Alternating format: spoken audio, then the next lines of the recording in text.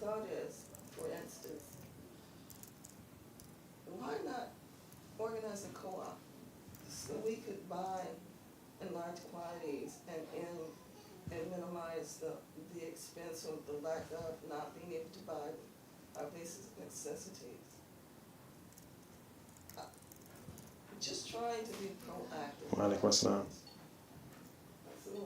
I'm pleased that my grandsons are so young Mm-hmm. that they won't be, inshallah, confronted with having to go to war.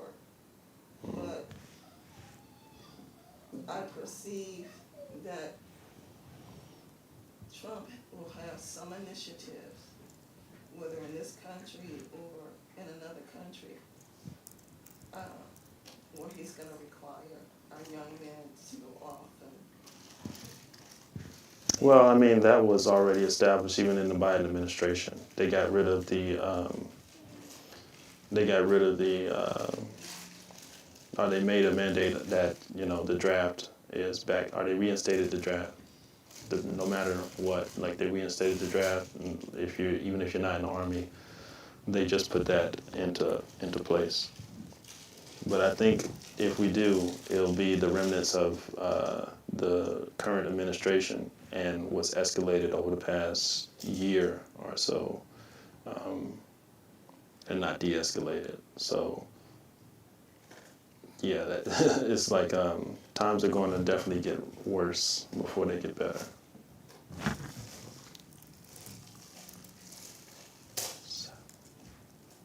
Okay. We are on,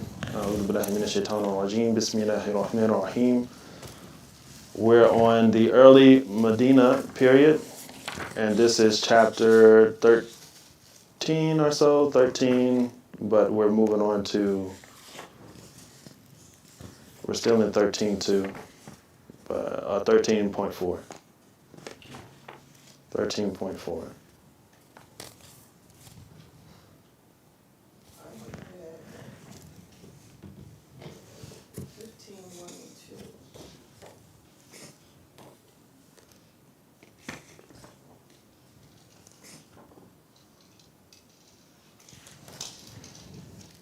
Okay, so last class, we went over the miraculous journey, the trials that ensued, and also the good that came out of that journey, the hijrah to Medina, or what was then called Yathrib, and then after the Prophet's arrival, then changed to Medina.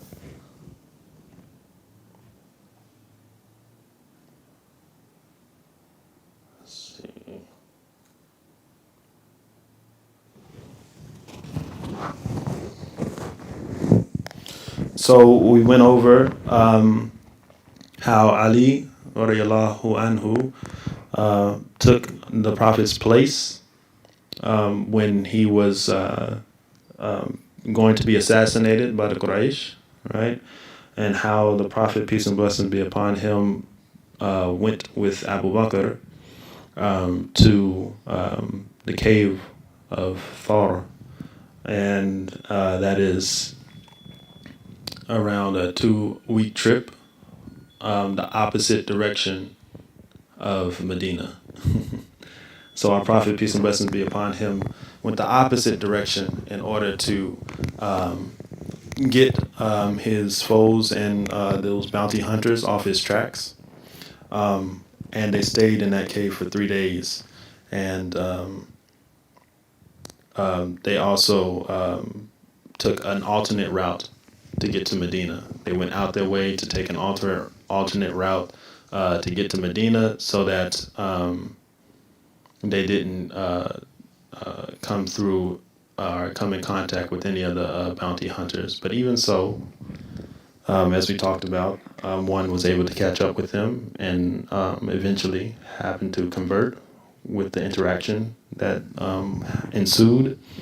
And also he had interactions along the way with many people, or multiple instances where he had interactions with people who turned out to then accept al-Islam by sheer just being in the presence of the Prophet, peace and blessings be upon him, witnessing his aura, and also the miracle that happened with the woman and their goat or their calf that was not producing milk after the Prophet had inquired about buying some provision from her, right?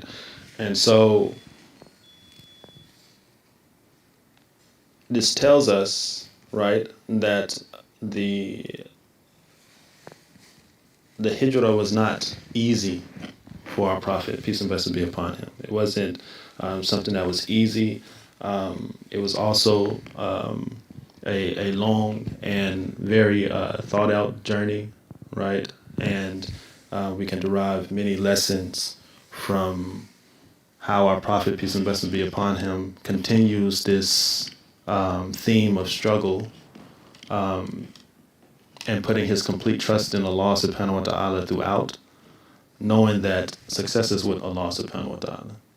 And no matter what we do in life in general, nothing will be successful or be determined a success unless it aligns with the successful plan of Allah subhanahu wa ta'ala. And we oftentimes can't imagine the hardships that are going to come ahead of us until we actually just go through them and come out on the other side. And subhanAllah, that was the case. During this journey, Abu Bakr, he thought that if those bounty hunters that reached them in the cave of Thar, if they only had just looked down at their feet, they got so close, so up and close to the Prophet and his companion, that they just had to look down at their feet. And if they looked down at their feet, they would have saw the Prophet and Abu Bakr right there in front of them. And Allah subhanahu wa ta'ala made it so that he protected his servant. And he makes mention of this in the Quran, in Surah Taha. And this is like after the conquest of Mecca, years and years later.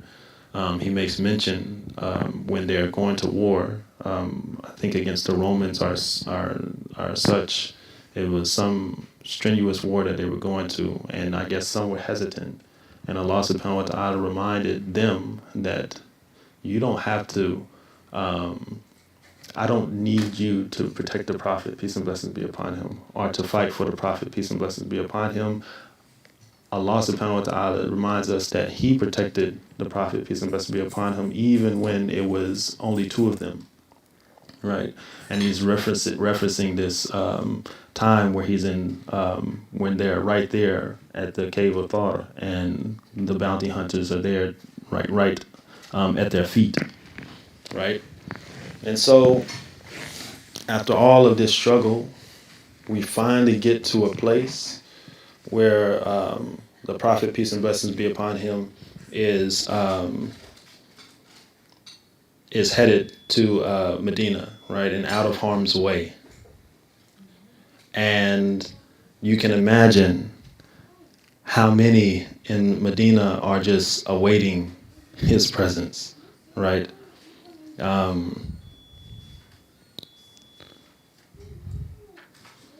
He goes, and the date in which the hijrah starts, or which he left Mecca, was the 27th.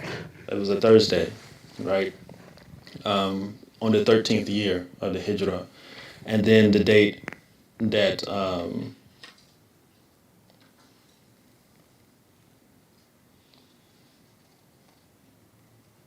yes, the date that he arrived in Quba,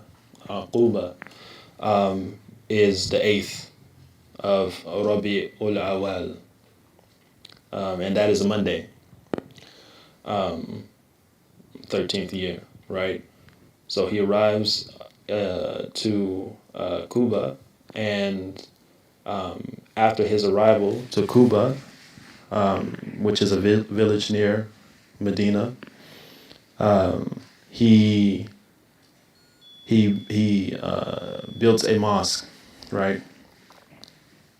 He builds the first masjid of the Prophet, peace and blessings be upon him, on the 8th. And they spend only a few days in Cuba, Cuba, where he builds that mosque. And it's a significant mosque. It's not Masjid an-Nabawi in Medina that we know. It's another mosque called Masjid Cuba, which is closer to the outside of Medina. And it's all white. It's a very big structure now. Many people visit it when they visit Medina on their trips to Umrah and on their trips to Hajj. And it's a sunnah to, or it's highly encouraged to visit the Quba Masjid when you're there. It's one, and this hijrah is the start of the Islamic calendar, right? We know this hijrah is what was debated with Umar ibn al-Khattab in later years after the Prophet's death. They debated whether or not they should come up with a calendar like the Romans have, right? Or they understood that civilized nations have a calendar system, and that was just the case around that time, and even towards today, right? And so they talked and they convened about what is needed and what time should we start our Islamic calendar. And there were many suggestions put forth, but the one that stuck out and the one that prevailed was the hijrah.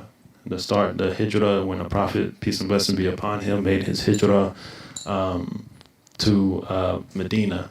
And that was the significance and the start of when Al-Islam starts to flourish and gain its stability and foundation. And so it was a conscious effort to make that significant event the point in which our history as Muslims, the Islamic calendar starts. And the point at which we calculate our months and dates going forward.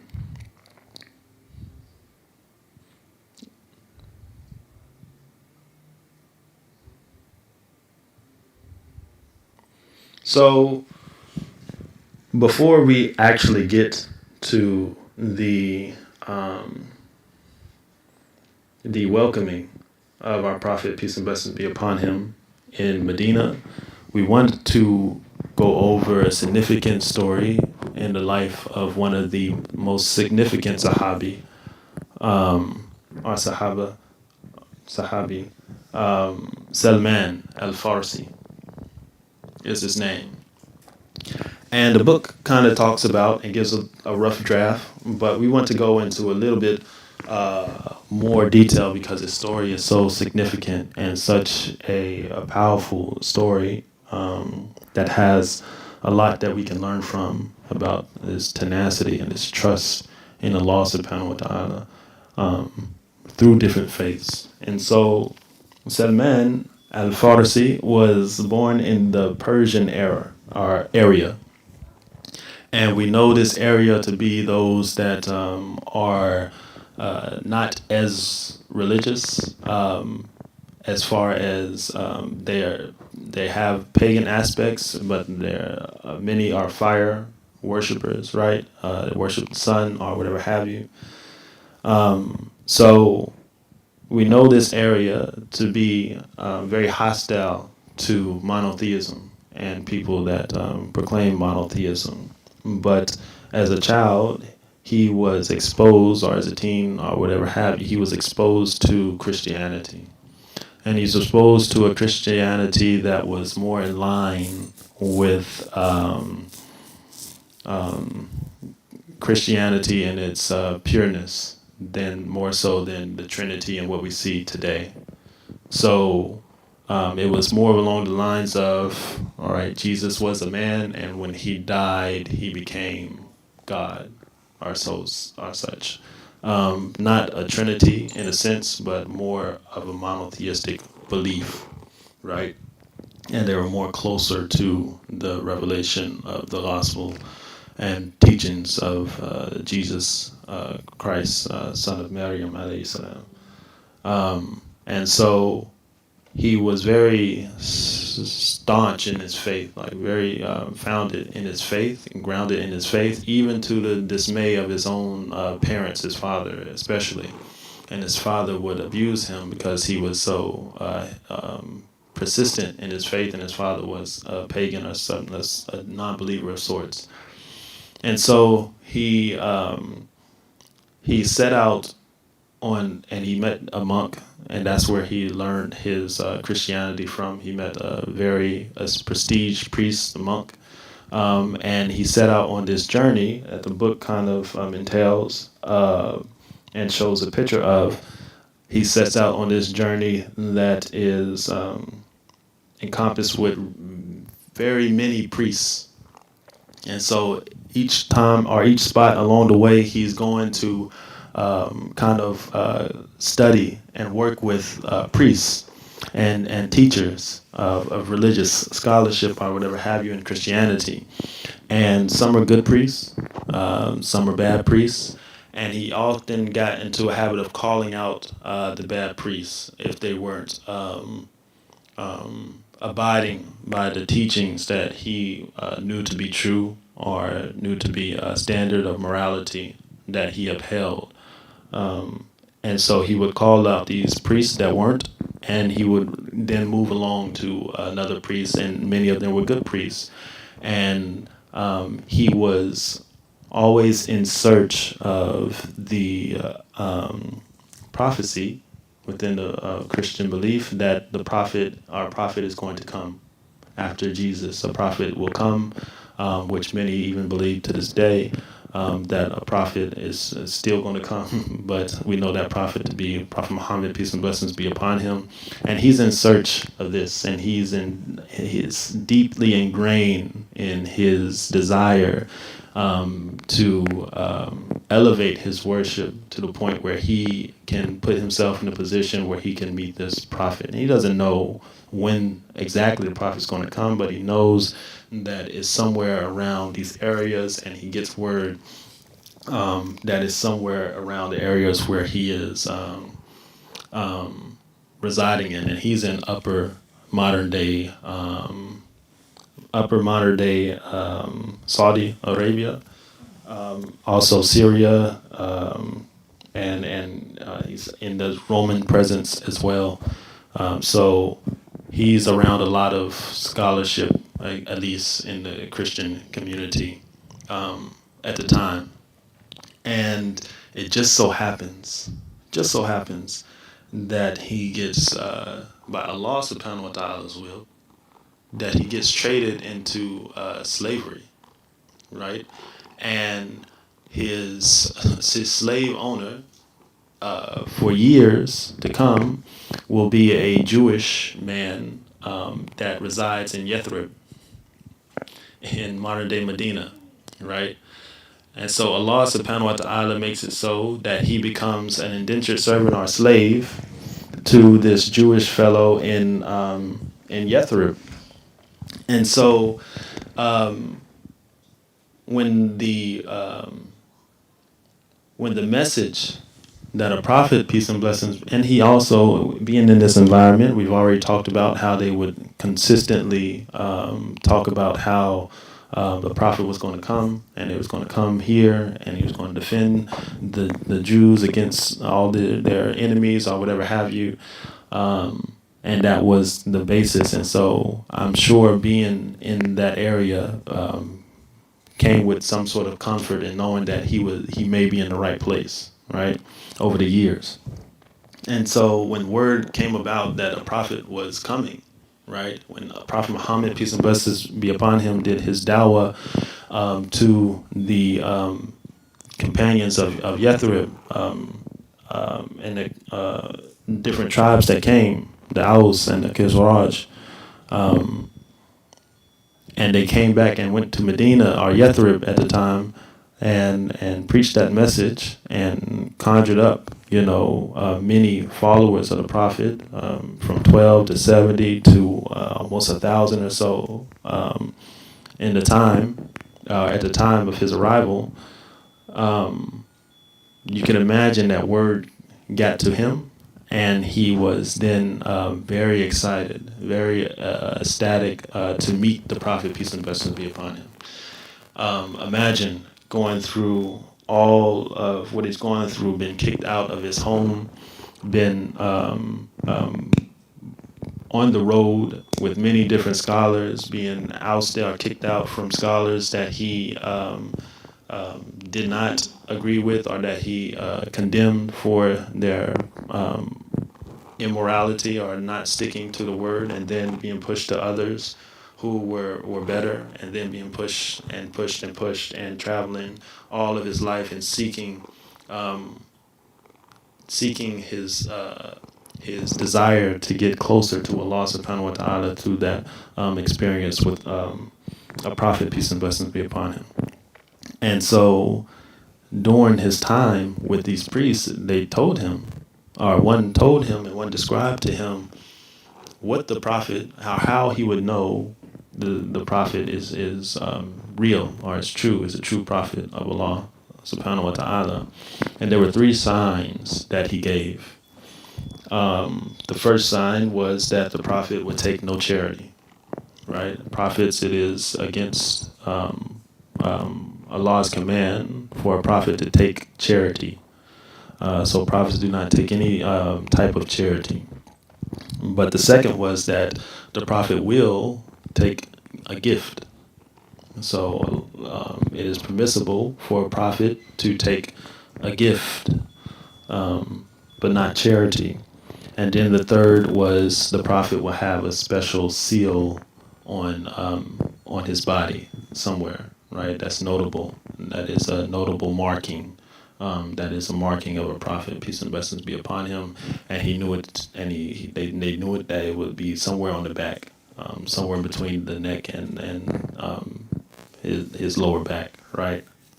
And so these are the signs that he had grown up, or he had come to know and really internalize and look for, especially when the message that a prophet is going to come to the area came about. And so, subhanAllah, Allah subhanahu wa ta'ala brings the Prophet, peace and blessings be upon him, to the area. And if you can imagine having a long journey, right? Weeks worth of travel to get to Medina, and then you're fighting persecution, you're fighting your family kicking you out of Mecca, right? When Waraka, the cousin, the Christian scholar, cousin of Khadija, radiallahu anha, met the Prophet or met with the Prophet after he received revelation. He told him that your people are going to kick you out. And his only question was, are my people really going to kick me out? And that came into fruition. So your people kick you out. The people of Taif, the city beside Mecca, who stoned the Prophet, peace and blessings be upon him, on his worst days of his life, one of the worst days of his life. And then, he has to flee Mecca from assassination attempt, right? And then he has to come in contact with bounty hunters and flee them and get away from them as well. And so just a long, hard struggle,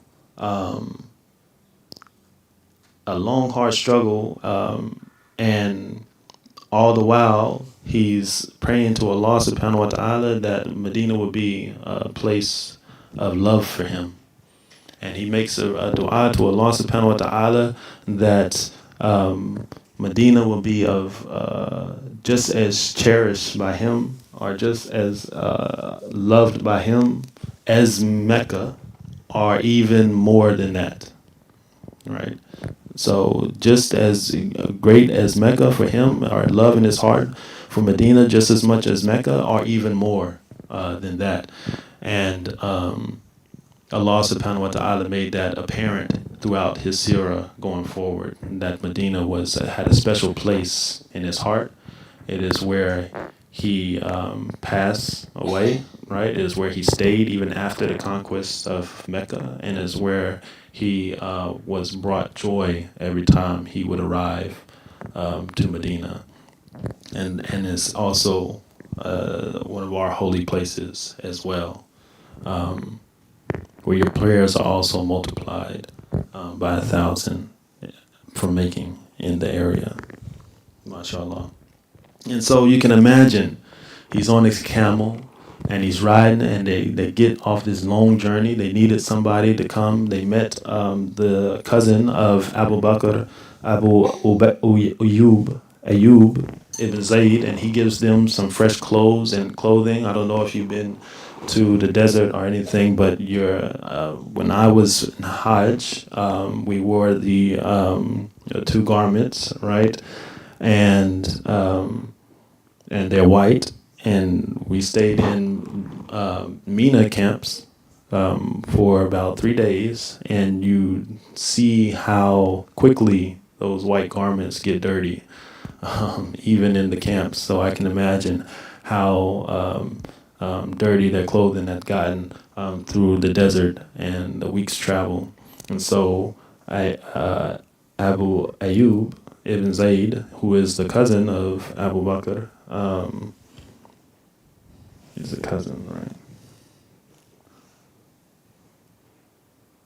Yeah, he's the cousin of Abu Bakr, comes and meets them on their journey to Yathrib, and gives them fresh clothing and provisions and such, as a mercy from Allah subhanahu wa ta'ala.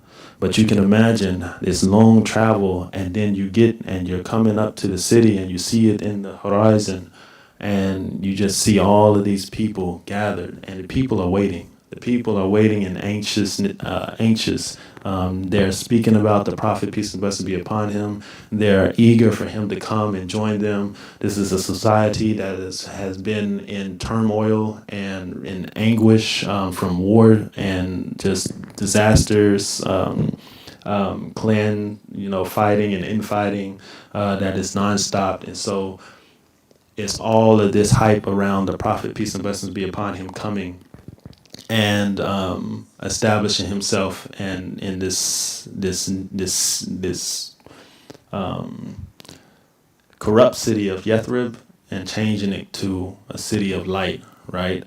And so you can imagine all the people just piling up, and they're looking, and they're hearing that the prophet is coming. They know he's coming, he's on his way, and they're looking in the distance, and then one sights something in the distance and far in the distance, and he's excited or whatever have you, and he tells all the others, hey, somebody's coming in the horizon, and maybe the prophet, peace and blessings be upon him. They get closer, and they're able to see that it is the prophet that's coming. And so everybody is coming out of the houses, everybody is coming from the markets, everybody is coming and sitting ready to meet the prophet, peace and blessings be upon him, and ready to greet him. And they're greeting him with drums, and they make a special song, right?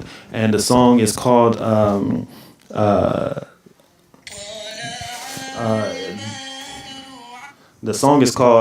rising of the moon, or the rising of the moon, the rising of the moon, right? And it goes like this, and just imagine, the prophet in this, and you come into this, right? You're coming away from being persecuted by your own family and people, and then you come in to people that love you, right?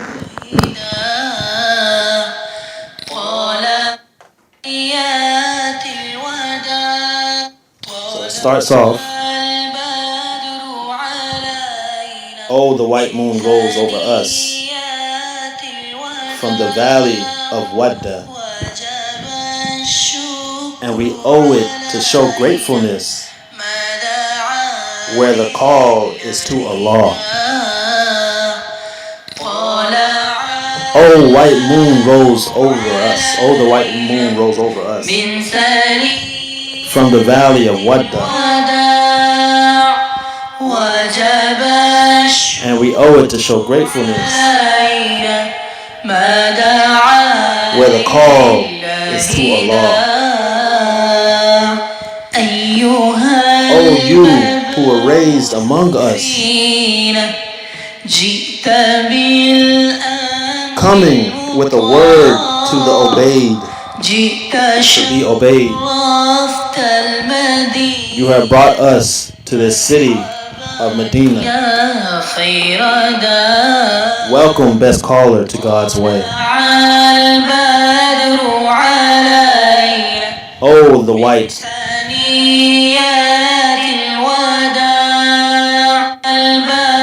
Oh, the white moon rose over us. From the valley of Wadda. And we owe it to show gratefulness. Where the call is to Allah. Right? And they called from there. They didn't call it Yathrib, right? They changed the name to Medina, the city of light, right? And so many, you hear these songs, you hear these drums, you hear these people, ecstatic that the Prophet, peace and blessings be upon him, is coming to establish what is righteous and what is just and what is Allah subhanahu wa ta'ala's way. These are people who are eager to be Muslim. These are people who are eager to fight in a way of our Rasulullah sallallahu alayhi wa sallam. And so they don't take it for granted.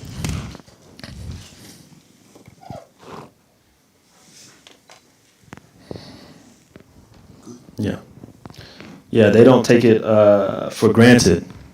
And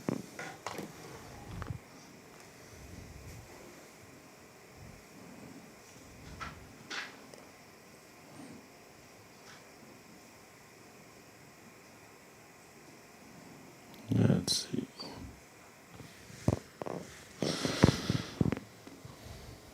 So this is the tribal breakdowns of Medina, but they don't take it for granted. They are very ecstatic. They're very happy that the Prophet, peace and blessings be upon him, is here, and so is Salman al-Farsi, right? The Persian, who has come all this way just to meet the Prophet, peace and blessings be upon him, and be around the Prophet, peace and blessings be upon him. And you can imagine how grateful he is, right? But he has to make some checks, right? He has to make those three checks, those three signs. He has to confirm that the Prophet is the Prophet, right? And he has those three signs. Does anybody remember what those signs are? Not accepting charity, Mm-hmm. being open to gifts, Mm-hmm. and the sign on his neck. Yes. So not accepting charity, but able to accept gifts, and has the seal of prophethood on his back, right? So it is a like a birthmark of sorts, right? But it's very noticeable. And so he goes about trying to make these, or trying to confirm these signs. And first, he goes and he gets a bowl of dates. And remember that Medina is the city of dates as well, right? There's huge date farms. There's a lot of dates being made in Medina. It's very good climate for dates. And so he goes and he gets a bowl of dates. And he goes to the Prophet, peace and blessings be upon him, and he says, here you go, Prophet. Here, this bowl is sadaqah. This is sadaqah for you. And the Prophet takes the bowl of dates, he puts it on the ground, and he calls the people. He says, "O people, here is a bowl of dates. Here's sadaqah. Come and eat from it." But he would not eat from it himself, right? And so this was the first sign that Salman noticed. And so he went another day and he got a bowl of dates, right? And this time he gave it to the Prophet. He said, this is a gift for you. This is, what's the word it's used? Not sadaqah. Escaped me, but this is a gift for you, right? This is not sadaqah. This is a gift, and he gives it to the Prophet, and the Prophet says, "Oh people, here's a gift of dates. Come eat from it." And he also ate himself, right? So, subhanallah, we learn a lot about the Prophet, peace and blessings be upon him. Just even in this instance, like he receives the gifts and he shares it with the community. He shares it with all, even though he's going to take some for himself as well. Subhanallah. And so, for the final sign, he comes to the Prophet, peace and blessings be upon him, and somebody is being buried. They're doing a janazah, and the Prophet is going in the grave and is going to position the body around like that. And the Prophet is wrapped up, his garment is wrapped up pretty tight, and Salman tries to go behind the Prophet and peep, right, and try to get, he feels like he can maybe see his back or something like that, but he cannot see it.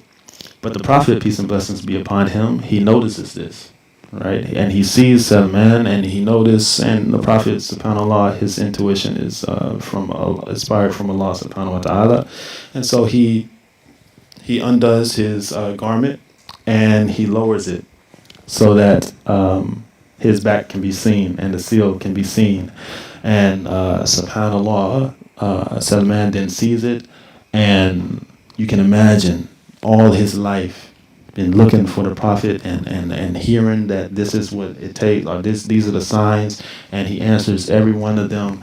And he's going through slavery, he's going through travel, he's going through all of these things, and then it all comes up to this one moment where he's able to see, and the Prophet notices that and affirms that his belief and his affirmation or whatever, he gives him affirmation that, yes, I am the Prophet, I am who you've been looking for.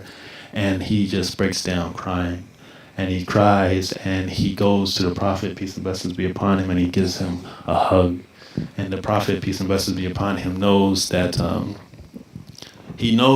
not many people know about this seal that is supposed to be a mark of prophethood. And so he asks him, "O Salman, tell me your story. Tell me where you come from. Why is it that you know this?" He knows that this is like not a common understanding of prophethood. And so Salman tells him his story, tells him how he came from Persia and what he's going through and how he's ended up as a slave in Yathrib. And the Prophet, peace and blessings be upon him, tells him, he embraces him, and he tells him, you have to go and you have to tell this story to all of the companions. And so he goes and he tells him, you tell this story to all of the companions, and he goes and he tells it to all of his companions. And then he goes and he tries to gain his freedom from his slave master. But his master was being difficult. His master didn't want to free him. But the Prophet, peace and blessings be upon him, offered to buy his freedom. And so he told Salman, go to your master and ask him what does he want? What do we have to pay to buy his freedom? And his master gave some ridiculous some ridiculous prices, but really rules, I guess. He says that he wanted 300 date palms, and not only did he want 300 date palms, but he wanted to wait to free him until those date palms were able to produce fruit. And so that's like 10 or so years or something like that, years worth of waiting time. And also 40 grams of silver. And so what the Prophet did after was just a testament to how important Salman was to as a companion and just as a righteous person seeking Allah subhanahu wa ta'ala. And so the Prophet gets all of his followers in Medina, and he comes and he tells them, anybody who has a date palm tree, dig it up. Like, dig it up, not something new, something that's already producing fruit. And dig it up out the ground, make sure that you got the root system right so that you can place it back in the ground and it's producing fruit. And he gets 300 of those in no time's notice, right? People go, they dig up, and they give it to the Prophet, peace and blessings be upon him, for Salman. And so the Prophet, peace and blessings be upon him, everybody digs those holes, and the Prophet puts these trees in himself. Each and every one of them, 300 trees, date palms, he puts in the ground himself, subhanAllah, and also gets the 40 grams of silver. And so something that was going to take years just became something that's done in a day or two's time. And Salman was free from his enslavement by the Prophet, peace and blessings be upon him's help and mercy. And Salman is significant in many ways. One of the most significant ways is his advice to the Prophet and to the companions of how to deal with the Quraysh coming to fight them after Uhud. And they call that battle the battle of the what? The battle of the trench. Salman is the one who came up with the bright idea of forming a trench. And he learned this in the Persian culture. It was a tactic, right, that he had picked up, was understanding of, and he was asked to give advice on what we should do, just as somebody who was valued member of a shura, and he came up with digging a trench, and it happened to be the one thing that saved, amongst a couple others, but the one main thing that saved the Muslims from, or saved them and allowed them to win that battle, right, definitively, subhanAllah. And so this is a man who, after the Prophet's death, was still in wars and fighting with the companions, and he was during his time or towards the end of his life, he was one of the only to travel back, or one of the first, if not the only, to travel back to the land that he was born in. And word had gotten to the Emir of the time in Persia, and he traveled back, and the Emir made it so that he came to him personally, and he told him personally, "You're now the governor of this state, right? Like, you're now in charge of this state." That's how much respect people had for Salman al-Farsi, right? And how Allah subhanahu wa ta'ala made it so that somebody come after being kicked out and now forced into slavery. And then he arrives back to his home and is now the leader. SubhanAllah. And it didn't change him any. He still stayed humble, a humble man, even as a leader. And SubhanAllah has many stories about Salman al-Farsi. Was he someone responsible for Islam being in the Persian region, or had Islam had just spread?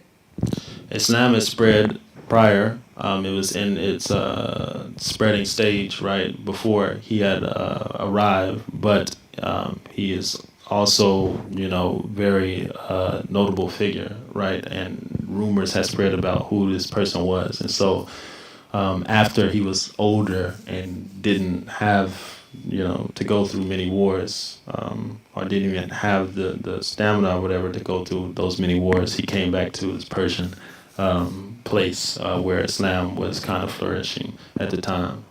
But the companions were, before then, were expanding and doing dawah and expanding into other regions and establishing Islam in those regions all over. And this came after the conquest of Mecca, where they were seen as a valuable threat, right? And so it spread kind of like a wildfire at the time. But he's also, I'm sure, integral about or a solid foundation in the fact that Islam continued to flourish, right, in the region and even till today. Okay, so our Prophet, peace and blessings be upon him. Let's see. Do you know where the picture is that I sent you? Okay.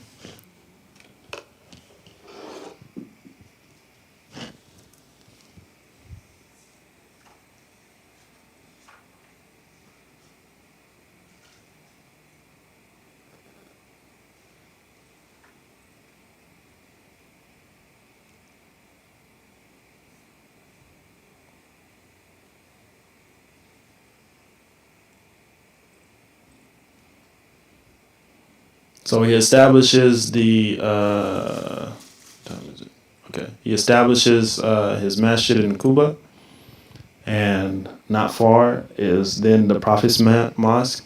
He is the Prophet, peace and blessings be upon him.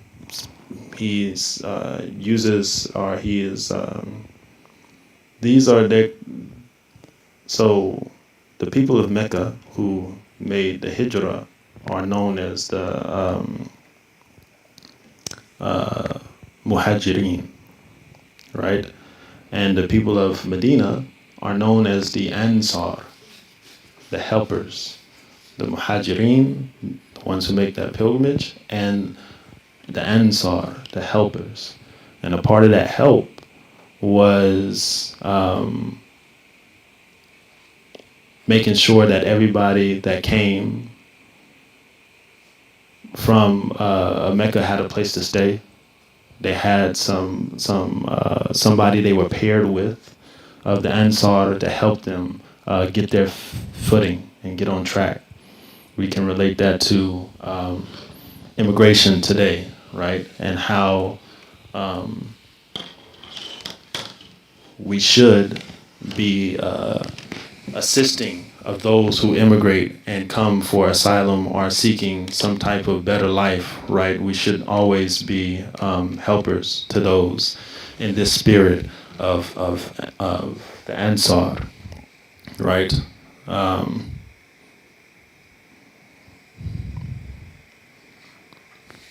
So we can see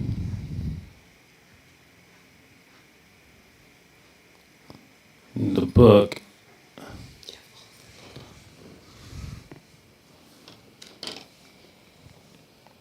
Do you have all the pictures you want pulled up?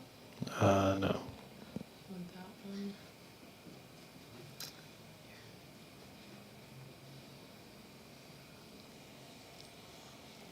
Okay, that one. You have this small microphone. Mm-hmm. Which one? You don't want to put on your Just that dope. one. But you don't want to can't just put on your dope.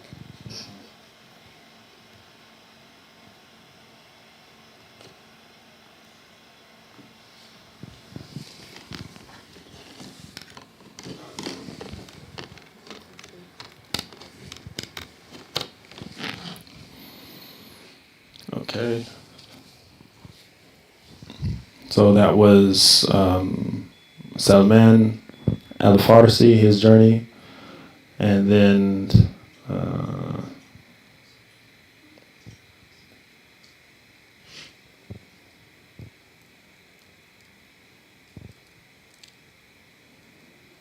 and this is Kuba, right on the outskirts of Medina. These are the Jewish tribes. You see a lot of date palms and trees. These are farms, date farms and things.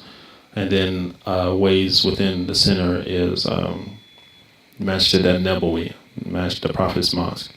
And when he gets to Medina, he gives a khutbah. He gives the first Jumu'ah khutbah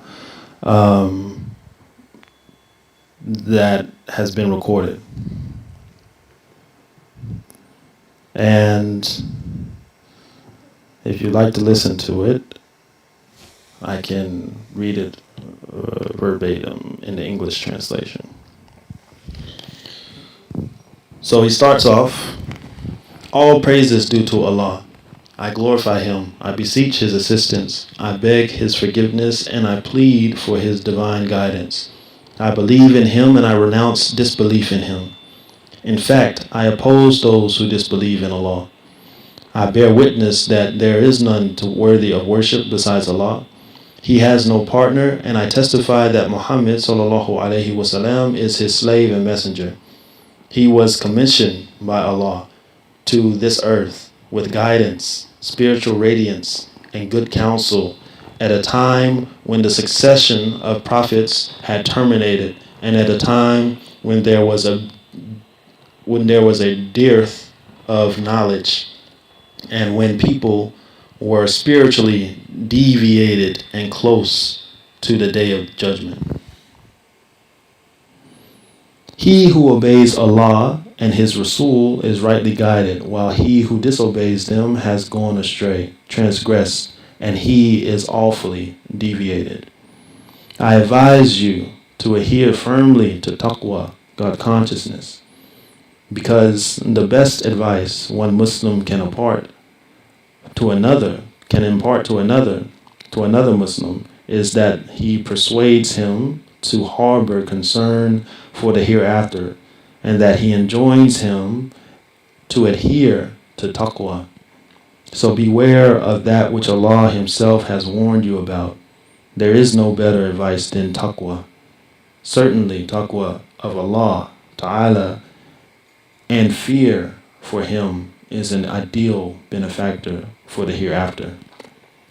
He who rectifies his external as well as the internal affairs with Allah Ta'ala, and his intention is nothing but the pleasure of Allah Ta'ala, this spiritual and physical ratification will be a source of esteem for him in this world and a source of immense treasure for him upon his death, when a person is in dire need of his good deeds.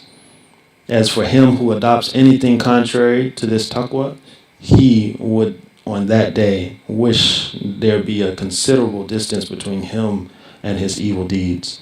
And Allah cautions you about Himself, His punishment.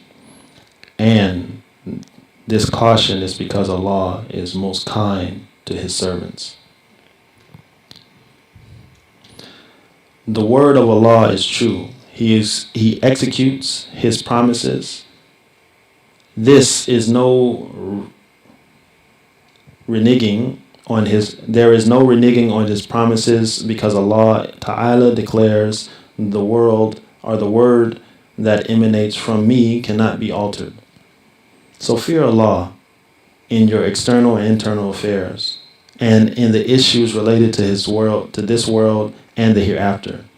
He who adopts taqwa, Allah will wipe out his sins and grant him an enormous reward. And he who adopts taqwa has attained enormous success. Taqwa is something that thwarts the worth, punishment, and anger of Allah. The taqwa of Allah will spiritually illuminate the faces on the day of judgment, and it will be the source of acquiring the pleasure of Allah and the source of elevated rank in the hereafter. Take your share, whatever you can manage. Take your share of taqwa, whatever you can manage and do not lack, and do not be lacking in the affairs of Allah. Allah has revealed a book for you, for your guidance, and He has clarified His path to differentiate between the truthful and the liars.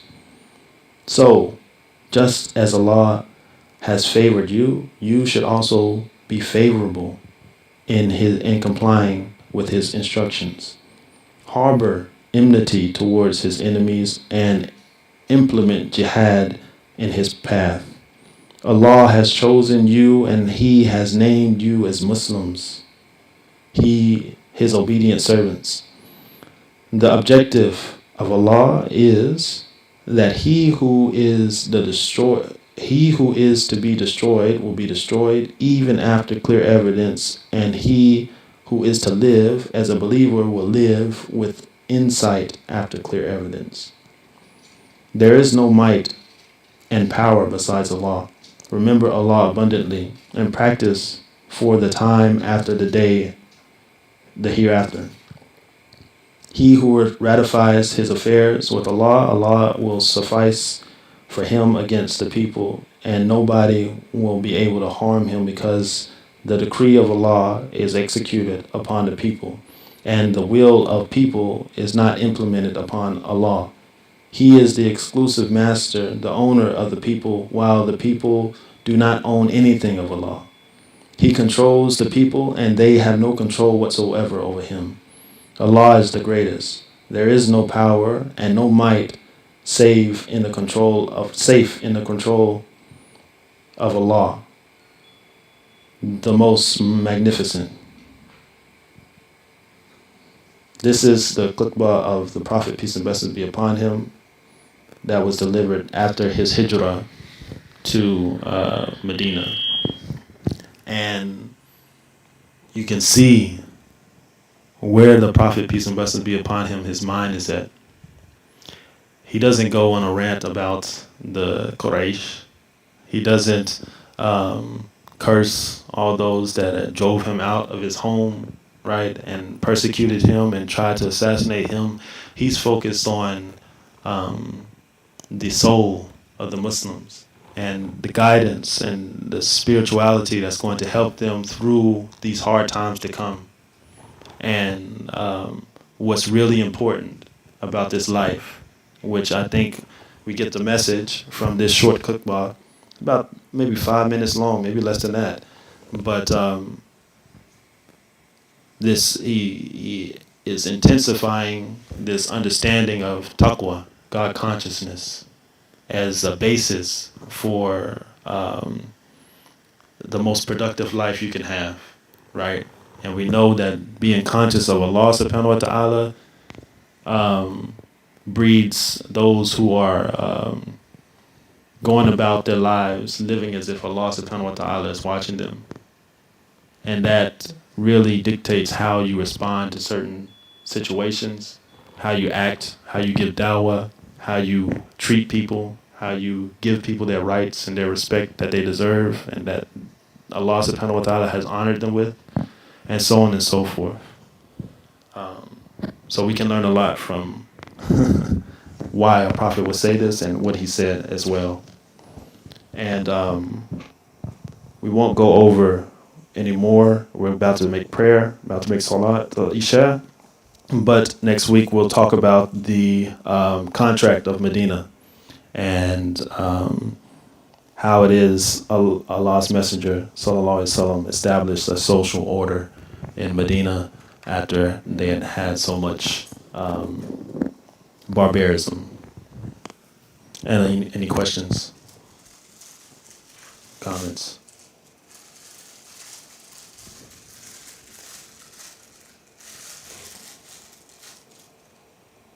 This is year 0. Year 0, yes. Or year 1. And the Qur'an takes longer to read in the English than it does in Arabic. So it's probably like 2 minutes. Alhamdulillah. All right, we can close with prayer. ربنا آتنا في الدنيا حسنة وفي الآخرة حسنة وقنا عذاب النار. O Allah, grant us the best in this life and the best in the hereafter, and protect us from the punishment of the blazing fire. Ameen.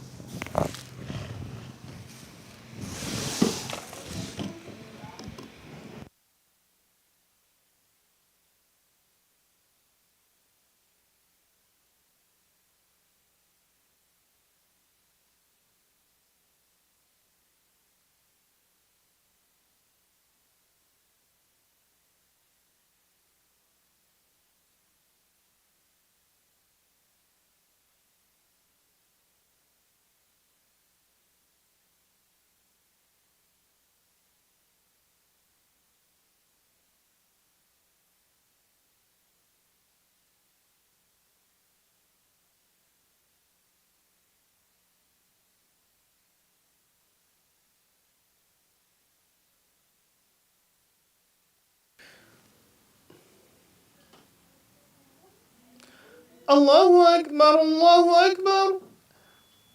Allahu Akbar, Allahu Akbar. أشهد أن لا إله إلا الله.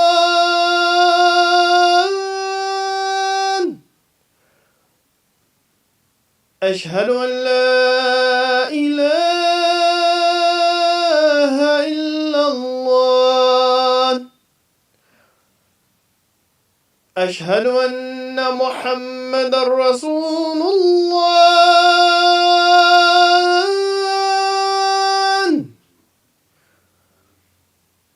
أشهد أن محمد رسول الله. حي على الصلاة.